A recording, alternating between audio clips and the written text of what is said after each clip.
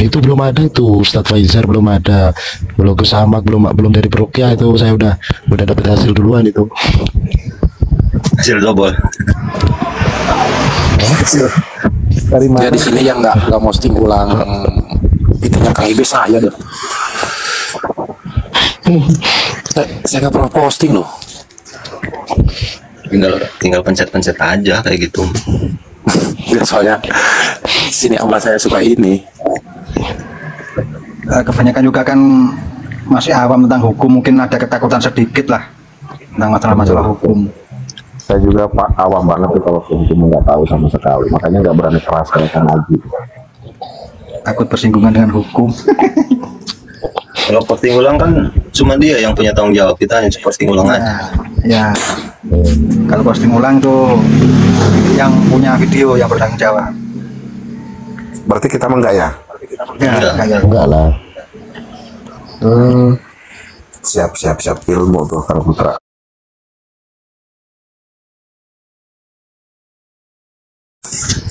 merasa ya sama cuma nyimak doang. Baik kalau kesel nurunin. Oh, kalau men-stitch gimana itu men-stitch? Stitch biasanya Nggak apa-apa. Di like dulu, terus di panah balik tuh nanti ada tulisan stitchnya, pilihan. Tergantung dibuka tidaknya juga. Kadang ada yang tuh ditutup stitchnya, ada yang di open, dibuka. Kalau saya dulu mengobrak-abrik penggandaan uang sering di sini, hampir ada 7 perguruan, 7 kelompok. Buka yang bukan penggandaan uang. Penggandaan uang itu banyak ininya, modusnya banyak, bumbu-bumbunya. Iya itu banyak. Ada itu Kang Wali itu pensiunan itu Yai. Pensiunan apa itu? Misalnya miliaran. Salesnya kah?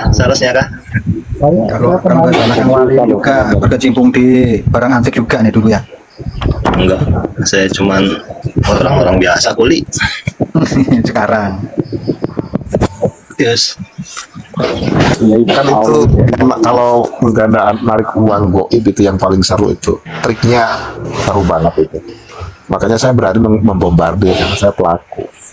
Oh, itu mah pakai trik ya, yang pakai alat hati ya? Iya betul.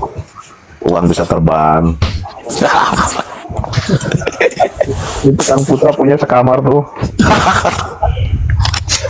Saya kalau dengar uang bisa terbang pengen ini loh. Masya Allah.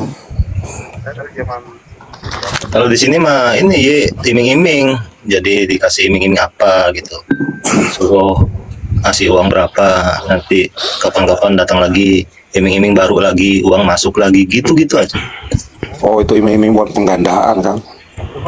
Macam-macam iming-imingnya, ada yang dijanjiin jadi pegawai lah, jadi uang, ada uang banyak lah, macam-macam. Ada yang guntingin koran nggak seukuran uang kertas itu? Nggak ada itu.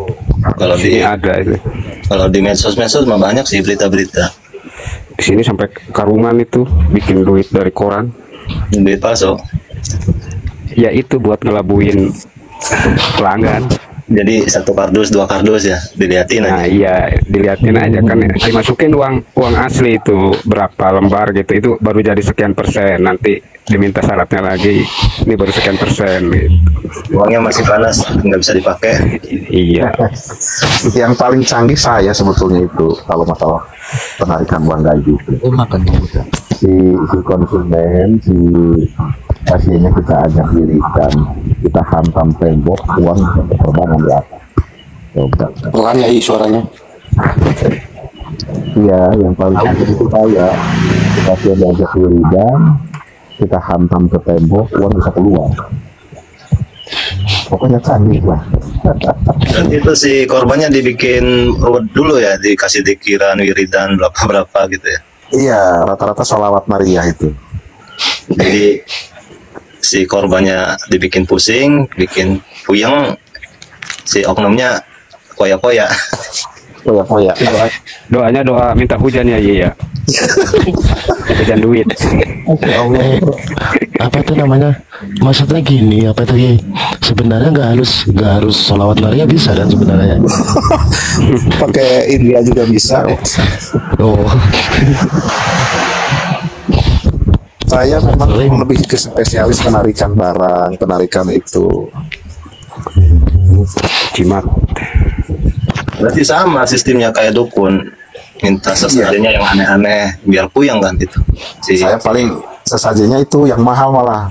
Koni basawa, apel jin, yang kayak gitu. Padahal nggak ada barangnya. Ada, sudah disetting juga. Ini nggak ada di sini tuh. Adanya di Mesir. Kalau boleh nitip. Kalau yang kayak gitu setting-settingan kayak ini, kayak bisnis toke kayak gitu. Betul. Cuman kita antiknya di permainan triknya. Gitu. Ya, Masya Allah, astagfirullahaladzim, ya Allah. Waalaikumsalam warahmatullahi wabarakatuh. Kalau masalah uang goib itu saya masih ngelakuin sampai sekarang guys. Gimana? Misalnya kan ada orang saya itu apa tuh nyantet HP di Kalimantan, itu uangnya goib langsung masuk ke rekening saya. Oh, ini yang canggih ini. tanpa orangnya datang ke sini uangnya masuk. Iya. Tapi propertinya mahal itu kan. Kalau main-main sulap itu properti yang mahal itu.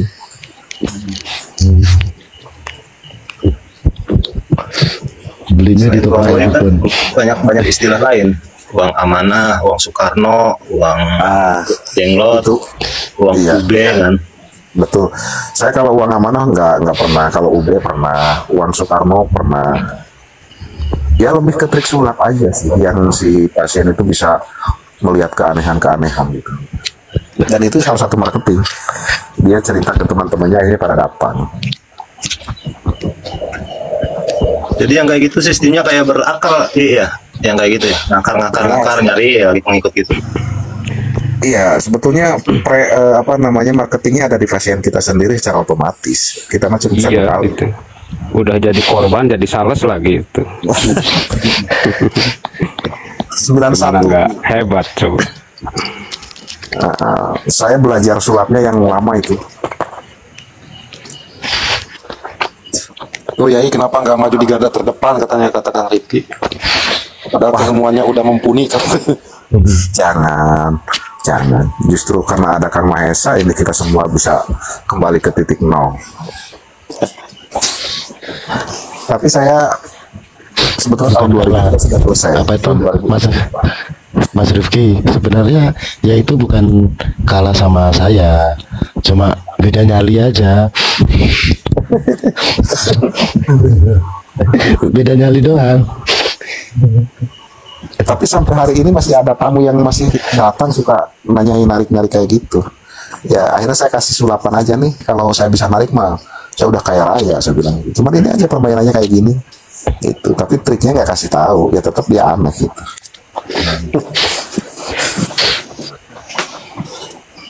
Berarti kalau triknya nggak dikasih tahu masih ada rasa pengen digunain lagi ya?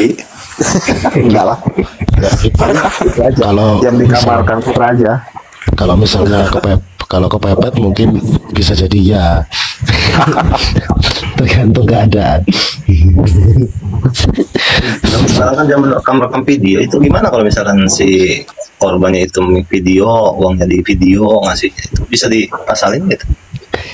Enggak, soalnya kalau permainan kita canggih nggak bakalan terdetek. Kecuali sama ini, karena kita prakteknya malam kan. Terus kita memberikan narasi kepada pasien, nggak ada yang boleh masuk ke ruangan ini cahaya apapun. Berarti kan gelap banget.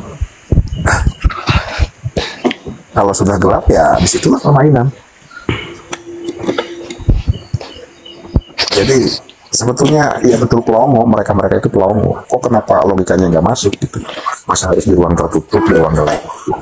Iya, seharus bahasanya kan bisnis rahasia, akhirnya kan ditipu rahasia itu. Nah betul. Ini kalau lagunya udah ada itu penipu halus.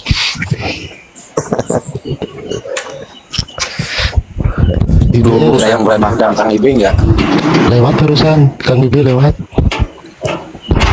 paling nyimak kan apa ini sesama brutal lagi curhat Nyimak barusan tak Bang Yan. naikin. Nggak ada. Assalamualaikum Pak Anti Haryas. Waalaikumsalam. Waalaikumsalam warahmatullahi wabarakatuh. Mau bertanya boleh? nggak boleh sesama brutal mah jangan bertanya, sharing aja sharing. Itu ya kalau misalkan uang yang satu gudang itu triknya gimana ya? Di tengah-tengahnya kopong apa gimana itu? Sebetulnya kita harus menyiapkan sih, dengan uang palsunya kita harus menyiapkan. Kalau itu partai besar namanya itu. Kalau partai besar harus banyak orang yang terlibat karena harus menyiapkan ruangan, menyiapkan settingan uang palsu. Itu partai besar kalau itu harus banyak orang. Gitu. Ya, biasa kan dipoles sama solawat gitu kan dibaca-baca. Sama sholawat, ada yang hijib apa, ada yang ayat 15, ada yang surat al-jin, potongan-potongan surat Allah. Pokoknya aduh. Sampai hari ini orang masih percaya sampai hari ini. Makanya kita perlu edukasi itu. Kasihan. Karena gini, orang kalau udah masuk modal 10 juta, mau berhenti itu susah. 20 juta, 100 juta. Jadi dikasih nasihat tuh, bahasanya kan siapa gitu kan. Ini uang saya kalau misalkan berhenti kan bakalan liau, hilang gitu kan. Nah, Kalau justru diterusin jebol. itu apa namanya, saya itu berhenti karena dialahnya saudara saya ada yang mengalami. Pertama dia datang dengan 7 orang berkelompok sama satu ustad lah istilahnya, dipinta 5 juta untuk mahar. Kemudian berarti kan 7 kali 5 berarti berapa? 35 ya, 35 juta. 5 juta. Nah, setelah itu diajak ke ruangan gelap. Nah, itu yang 35 juta itu akhirnya dengan triknya si Ustadz tersebut itu entah dengan cara apa gitu kan, uang itu terbang berserakan lah, nggak tahu dilempar dengan cara apa, berserakan. Akhirnya kan dikumpulin tuh, pada ngumpulin semua, dapatnya 4.500.000-an.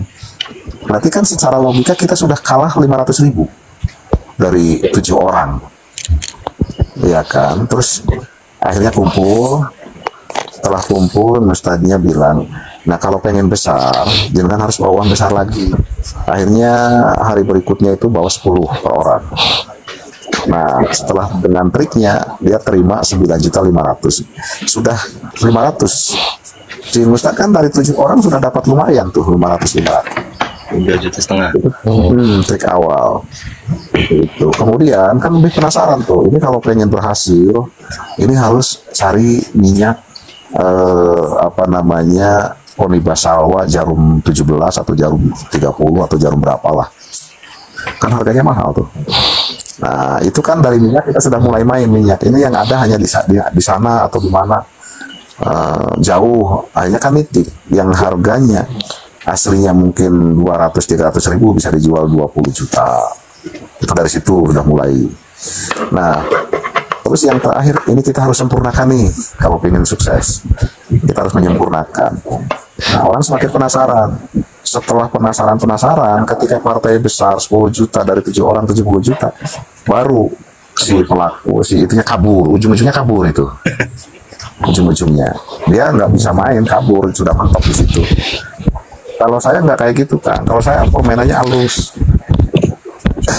Jadi biasanya orang yang terlilit utang tuh yang datang tuh. Jangankan untuk untuk merokok aja susah. Saya kumpul. Gak ada rencana balik lagi Tayai. Jangan. Lagi. Saya siap jadi salesnya ya.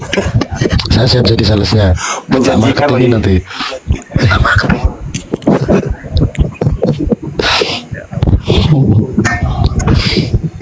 Berhenti jujur deh. Kalau yang kabur-kabur tuh orangnya yang nggak netap ya, yang ngontrak-ngontrak gitu ya. Nah, itu yang kontrak betul 100%. Kalau di sini banyak cerita kayak gitu. Itu banyak. Kalau kita halus, permainannya halus banget, nggak itu kayak gitu enggak.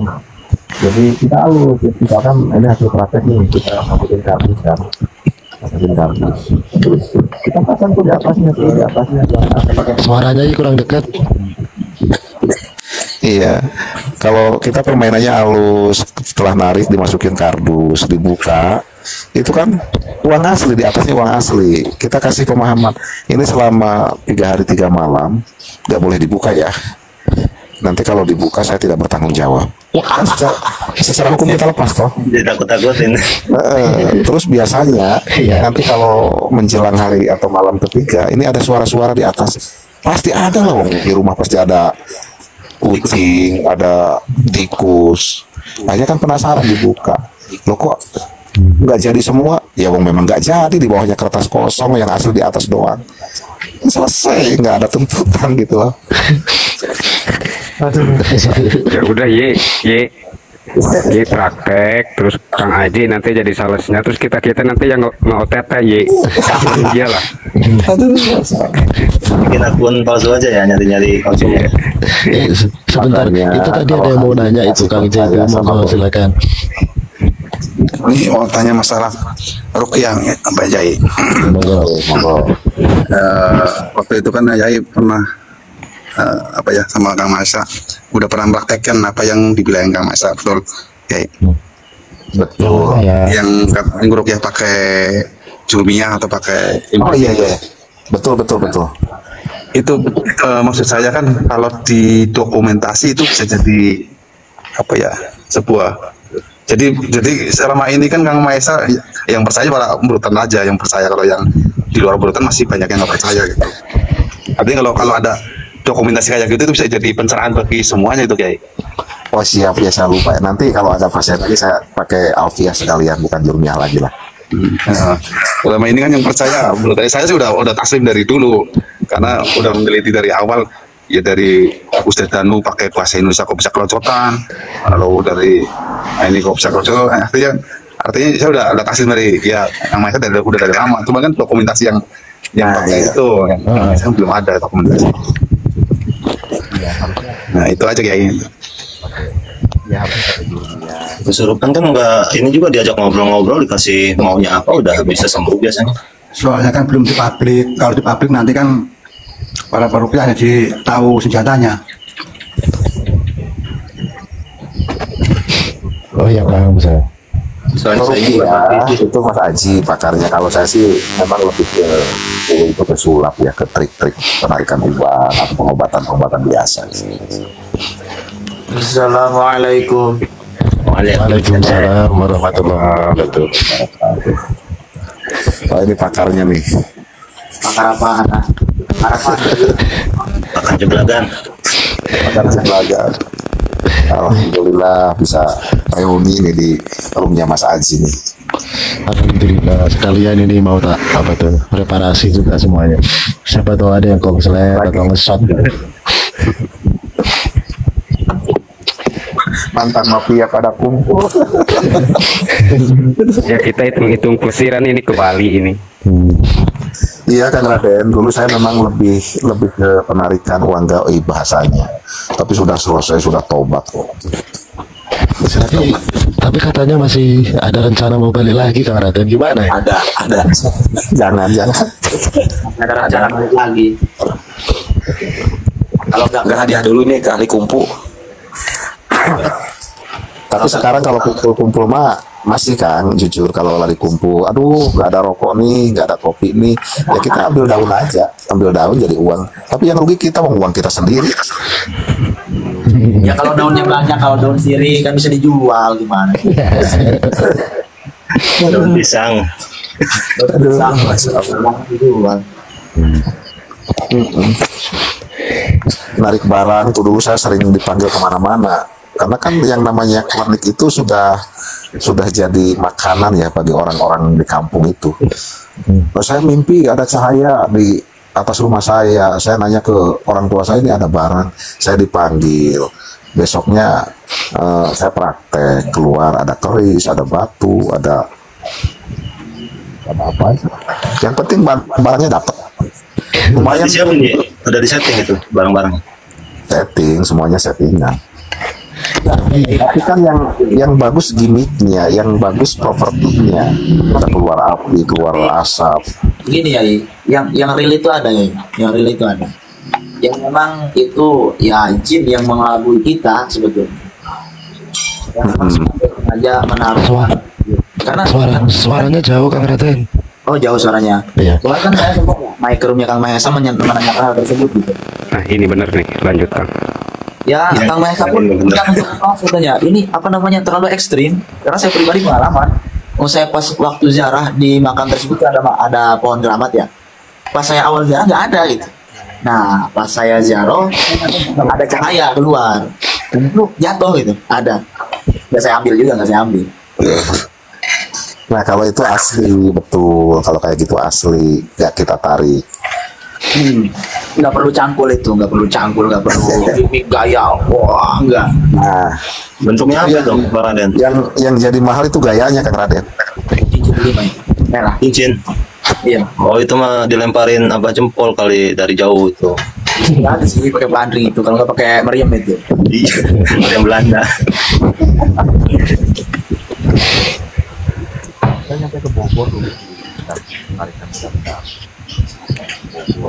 Suaranya nih. Enggak.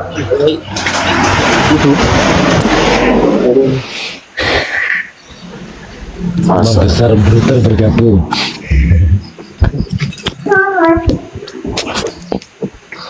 Itu kalau orang-orang yang mau keris kecil itu kayaknya itu sisa-sisa dukun itu yang ngejatuhin di situ. Ya bisa jadi demikian, dan bisa juga real, bisa juga. Cuman tetap ya berpotensi kesesatan orang yang meyakinkan itu begini.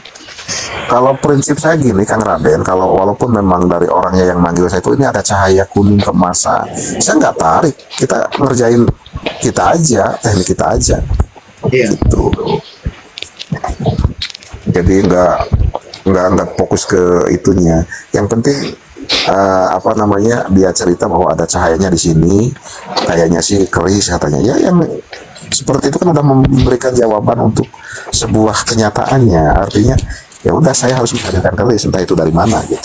Iya udah memberikan uang di situ. Tapi kalau saya sengaja kayak gitu sih enggak. Tapi sejauh pengalaman saya nggak pakai apa juga, buat apa? Kan lebih baik beli di pasar. Betul. Like suaranya. Kayak gini Kang Raden, izin perihal jalah gitu Kang Raden ya. Iya. Masih banyak lah di saya gitu, ada yang riado di makom itu sampai 40 hari nggak pulang-pulang biar hajatnya dikabul lah intinya. Itu menurut Kang Raden gimana itu? Sedangkan yang di rumah kan butuh, ya maksudnya gimana sih ya ngomongnya? Ya ibadah juga. Niatnya tadi. Apa bisa dibenar salah. Contoh begini, saya sebelum berangkat ke satu pesantren untuk mengikuti sarana pasaran. Pasaran. Misal saya sudah berumah tangga, ya pasti kan saya harus memberikan hak yang di rumah ini. Pas saya sih gitu, beban demi sesuatu hal yang tidak pasti gitu. Jalan itu boleh, ya itu boleh. Iya. Cuman kalau begitu caranya ya gimana ya? Tujuan ziarah itu apa, Mas Raden? Gimana? Tujuan ziarah sebenarnya apa sih, Man? Ya sebatas tabaruk kita sebetulnya. Supaya ingat mati.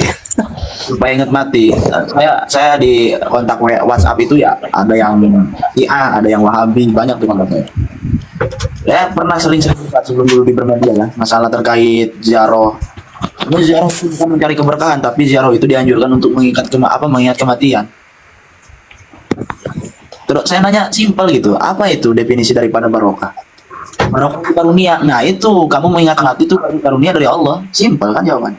Betul. Dan begitu. Subutul khairi tetapnya suatu kebagusan dengan satu perkara, contohnya memperbanyak ziarah kan untuk mengingat kematian. Itu kan barokah. Bukannya pulang kita dapat uang. Kalau iya jadi kuncen sih iya. Tapi kalau meninggalkan wajib untuk sunnah atau barokah, saya rasa kurang tepat itu. Ya, di dalam wajib itu sudah ada barokah sunnah. Oh, iya. Jadi jangan meninggalkan Kang Putra. Kalau mau meninggalkan di rumah disiapin dulu. Ini kalau saya 10 hari berarti 10 juta gitu. Iya, jadi kayak istilah jangan berdalih karena ingin menolong seorang janda terus kau jandakan istri di rumah kayak begitu ya.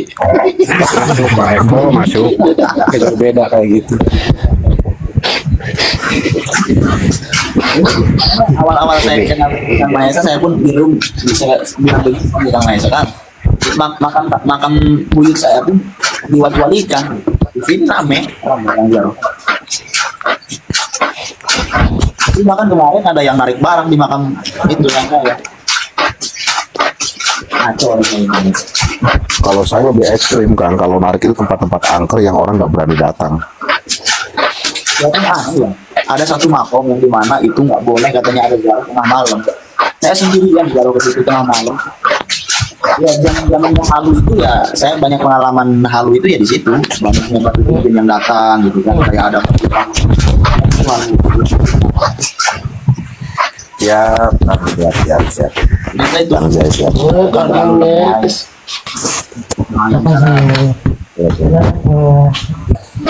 tapi terus terang ya, saya pribadi masih halu.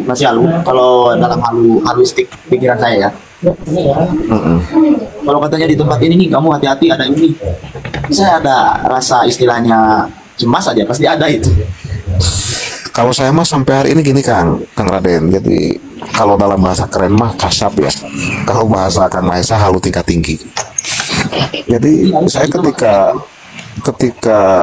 apa namanya ada tetap pasien itu masih ada. Ketika ada pasien sakit, saya masih bisa, loh kok ini terbuka ada bayangan ini, tapi saya udah kesampingkan semua. Saya udah fokus ke doa saja gitu. Iya ya, Masih. iya yang maksud saya itu masih ada. Jadi seorang ini bawa ini gitu masih kelihatan. Karena kita sudah istilahnya tahu mana yang real, mana yang istilahnya penyakit holistik kita gitu, yang belum memang benar-benar netral bersih gitu. Iya makanya aduh ini kok masih ada, tapi udah kesampingkan, udah kita fokus ke doa lagi, muncul lagi kita tarik lagi fokus ke doa gitu. Jadi kita udah punya antisipasi gitu kan ada.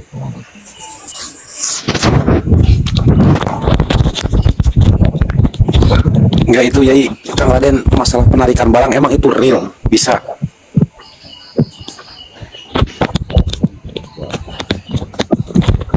Ih, keluar. Bentar. Kalau menurut saya sih nggak bisa secara penarikan, nggak bisa. Kalau kita kedatangan sendiri mungkin iya, tapi kalau kita narik dari tempat lain atau dari makam atau dari mana pun itu nggak bisa ditarik. Kalau memang mungkin ada barang yang sifatnya bertuah datang sendiri mungkin iya, tapi kalau ditarik nggak ada. Kalau saya nggak ada, itu semuanya kembali ke trik.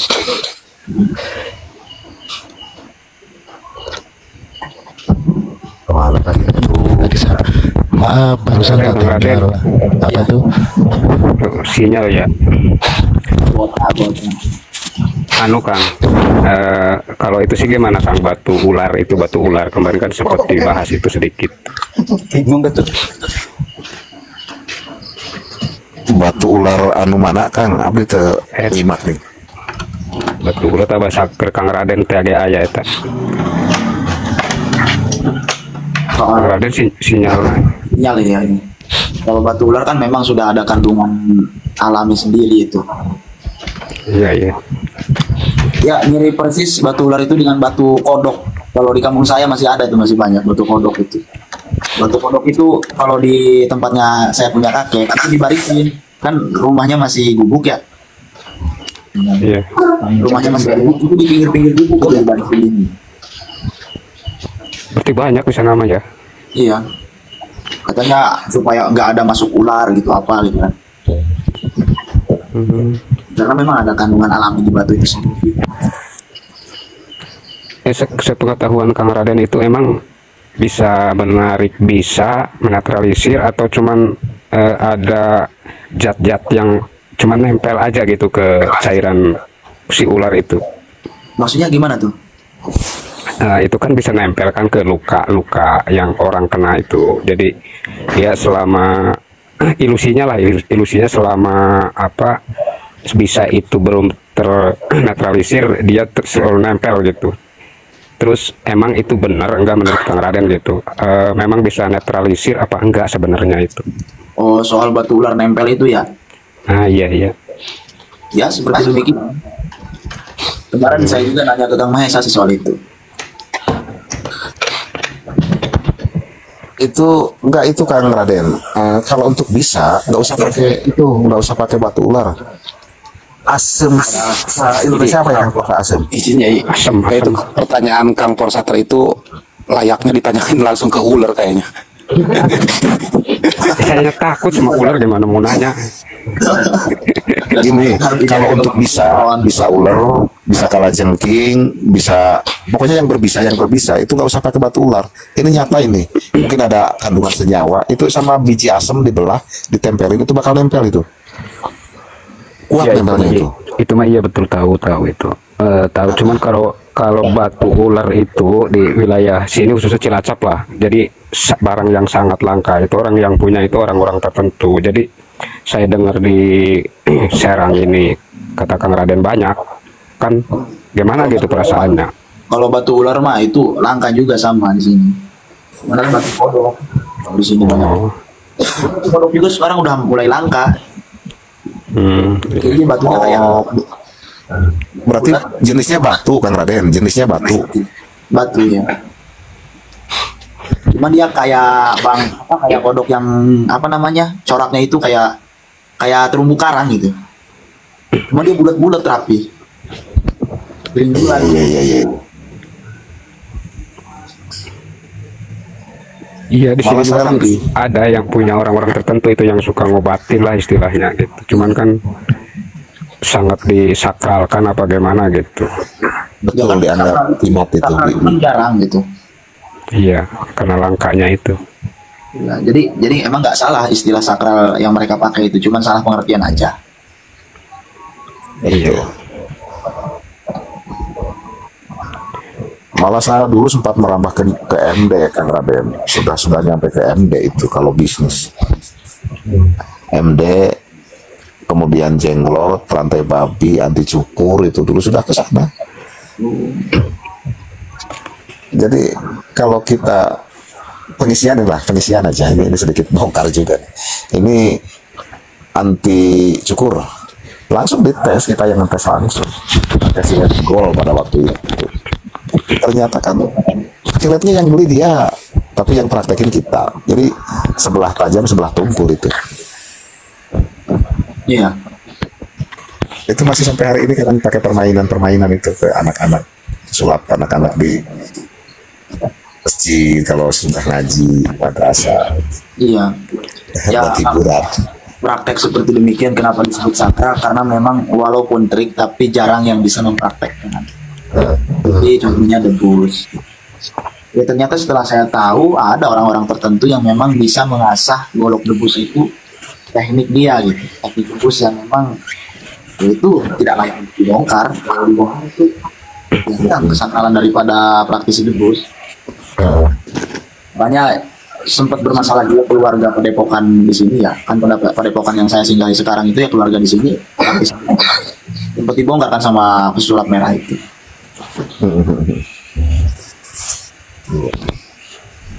Penyihir merah. Nah, saya sebelum ke Kang Mahesa saya kan ngefans ke pesulap merah ya. Tapi bikin yang posisi itu dia membongkar debus. Ngapain dari saya? Terkecuali debus ini dikait-kaitkannya dengan hal-hal yang memang tadi tidak bisa disainskan kan, seperti halnya karomah, mauna dan sebagainya. Padahal kami tidak pernah mengatakan tersebut. Ini hanya trik hiburan, teknik hiburan. Betul. Saya di kampung saya ini, Kang Raden, dulu itu waktu zamannya saya masih muda, kalau ada acara pengajian Maulid Rojab, itu suka ada atraksi yang ekstrim, bambu gila, kemudian jeblagan. Kita bikin, kalau bahasa di sini jantur, kita bambu ditanam sampai atas, orang pada naik. Terus apa namanya? Yang paling ekstrim lagi itu memecahkan bohlam ke batu tapi nggak pecah gitu. Nah, itu sempat pakai hiburan-hiburan, trik-trik kayak gitu, itu ramai banget itu. Iya, Jadi tujuannya untuk biar orang tertarik dengan Iya betul itu. Makanya dulu Al Hikmah ini sebetulnya bukan nama apa ya kedokteran. Jadi Al Hikmah ini pendirinya ini mengajarkan ilmu ngaji sebetulnya. Cuman gitu, hiburan-hiburan mereka itu adalah teknik jeblagan di sini ya, daerah Cisokan. Tidak ada kaitannya dengan karomah dengan maunah. Makanya saya ngobrol nih sama pendirinya yang di daerah sini. Setelah mereka tahu, ternyata di bawah ini yang ijazah ke mereka pun banyak oknum seperti apa? Ternyata berlebihan gitu. Ketika mereka mengijazahkan tidak seperti demikian, mereka mengijazahkan ke orang lain tapi berlebihan gitu. Betul. Malah Ya justru Al-Hikmah itu tujuannya untuk meminimalisir dunia perdukunan malah. iya, dan untuk menarik agar orang itu ya, kalau di dalam sebuah pondok di pesantren, di dulu saya di pesantren, orang-orang pada mau ngaji gitu kan bagus tuh. Nah, ibaratnya debus untuk menarik agar orang ini tertarik kepada seni. Akhirnya kan yang diajarkan bukan hanya sekedar debus. Betul. Debus ngaji itu juga. justru debus itu justru apa ya, tidak diutamakan. Istilahnya ya tontonan jadi tuntunan ya Kang ya, bisa begitu ya. Iya. Sampai ke ranah ini Kang, saya itu kalau di tes pen nyala, tubuh saya itu nyala, itu ekstrim banget itu, kita bermain-main setrum padahal itu. Iya. Tapi karena ada triknya kan aman gitu, alhamdulillah aman. Iya. Sampai ke arah situ aja kita mencoba untuk mempelajari, oh ternyata semuanya ada caranya, ada tekniknya, jadi kitanya aman gitu. Iya. Tapi dianggap di luar sana kita orang sakti, padahal enggak. Jadi saya istirahat. Kalau itu saya paham ya, karena saya juga sekaligus tukang listrik. Jadi kalau nyambung kabel itu saya tanpa matiin meteran, gitu, langsung aja sambung tanpa matiin meteran. Iya betul. Yang penting kakinya jangan nyentuh tanah ya. Iya Pak, pakai sendal kadang saya gitu. Nah, selain pakai sendal, kalau kita nyambungnya itu harus waktu jongkok itu jongkoknya jangan sampai nempel kanunya lututnya, antara paha sama apa itu bawahnya paha itu apa? Betis. Ya betul. Jangan sampai nempel, jongkoknya nggak boleh nempel itunya. Jongkok tapi renggang gitu ya. Nah ya. Kalau saya ini Bentar, anak saya nangis, tak tinggal dulu ya, nggak apa-apa. Oke. Siap. kalau saya dulu sampai pegang bohlam itu nyala, bukan bohlam yang sekarang emergency, bukan nyala itu. Jadi satunya arus listrik dari tangan kita, satunya ke apa itu ditempel ke tanah itu nyala itu. Tapi memang itu harus ekstra kuat dulu getarannya, setelahnya memang kena dulu ke kita. Makanya adegan berbahaya sebetulnya itu.